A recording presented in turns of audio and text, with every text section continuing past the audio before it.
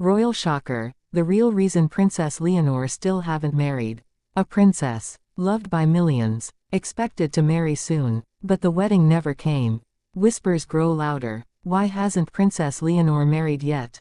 The truth is shocking, and far deeper than anyone dares to say. For years, the world has waited. Spain's heir, Princess Leonor, has captivated hearts across Europe. A future queen with beauty, grace, and the weight of a crown on her shoulders. Her education completed, her military training underway, and her presence on the world stage undeniable. Yet one question lingers, louder each year: why has Princess Leonor still not married? Royal watchers expected an engagement announcement. Newspapers speculated. Fans imagined the gown, the venue, the groom. Yet the silence from the Zarzuela Palace was deafening. And that silence tells us more than words ever could. The truth is, Leonor's delay in marriage is not simple hesitation. It is the result of complex forces, family pressures, political strategy, and her own quiet resolve. To understand it, we must look at the reality of what it means to be a royal bride in the 21st century. First, there is the duty of the crown. Unlike ordinary young women, Leonor's life is not entirely her own. Every step, every choice, every companion she brings close is scrutinized. The palace cannot afford missteps. Spain's monarchy has endured scandal, exile, and criticism in the past decades. King Juan Carlos' controversies still echo in the halls of memory. For Leonor, choosing a partner is not just about love, it is about survival. Choosing wrong could shake the monarchy itself. This is the first reason the wedding has not come. The vetting of any potential spouse is rigorous. Does he have the background, the character, the international standing worthy of a future queen's consort? Rumors swirled around Prince Christian of Denmark, around aristocrats, even around discreet, unnamed companions from her school years. But every whisper comes with risks. Every name with shadows. For Leonor, the cost of marrying the wrong man is too high. But there is another layer. Leonor herself. Insiders describe her as independent, thoughtful, and strong-willed, shaped not only by tradition, but by her mother, Queen Letizia. Letizia, who came from common roots, understands the pressures of royal life better than most. She knows marriage is not a fairy tale, it is a battlefield of protocol, public duty, and private sacrifice. Some believe she is advising Leonor to wait, to choose carefully, to ensure that love is not only real, but also compatible with the immense demands of the Spanish crown. And then, there is the political timing. Spain, like much of Europe, faces uncertainty, political shifts, economic challenges, cultural change. The monarchy itself has been under scrutiny, as debates about its relevance rise and fall. Could a royal wedding stabilize the crown, bring joy, and unify the nation? Yes. But if timed poorly, could it also be seen as distraction, indulgence, or arrogance? Absolutely. The palace knows this. Every announcement, every celebration must be perfectly placed. For Leonor, the right time has not yet come. Still, curiosity grows. If not now, then when? How long can the world wait before questions turn to criticism?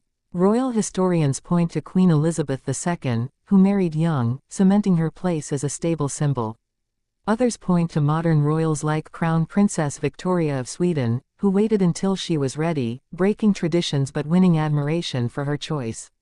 Leonor is caught between these examples, navigating the thin line between expectation and independence. And yet, behind the formality, there is a young woman's heart. Friends describe her as thoughtful, sometimes reserved, but capable of warmth and laughter when she is free of cameras.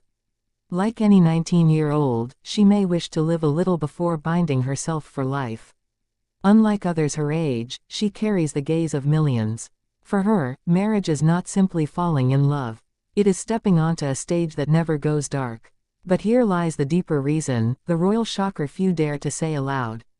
Some insiders whisper that Leonor's hesitation is not about love, not about politics, but about the crown itself. To marry too soon, to marry now, would mean stepping more fully into her destiny as queen-in-waiting. It would mean giving up the last fragments of youth, freedom, and choice. It would mean becoming not just Leonor the daughter, the student, the soldier, but Leonor the monarch-to-be. Perhaps the delay is not fear of a man, but fear of what marriage symbolizes. The final closing of a door to ordinary life. And so the world waits. Each public appearance is analyzed for signs: an engagement ring, a hand held too long, a secret smile. Each absence is noted, each companion scrutinized. Still, the mystery holds. But let us not mistake silence for weakness. In choosing not to marry yet, Leonor may be exercising her greatest strength. She is sending a message: I will not be rushed. I will not be forced. I will marry when I am ready, not when the world demands it. This is not indecision, it is power. The quiet power of a princess who knows her worth. The real reason Leonor has not married lies in the convergence of love, duty, and destiny. She is not delaying out of fear. She is delaying out of wisdom. She understands that her marriage will not just define her personal happiness. It will define the monarchy for decades to come. It will shape the nation's faith in her reign. It will determine whether Spain's crown emerges stronger or weaker in the 21st century. So the question remains: when the day finally comes, when the bells finally ring, and when Princess Leonor finally says, I do, will the world understand the weight of that moment? Or will they only see the gown, the flowers, and the smiles? For now, the silence continues. The whispers grow. The future queen waits. And in her waiting, she is writing a story not of hesitation, but of strength.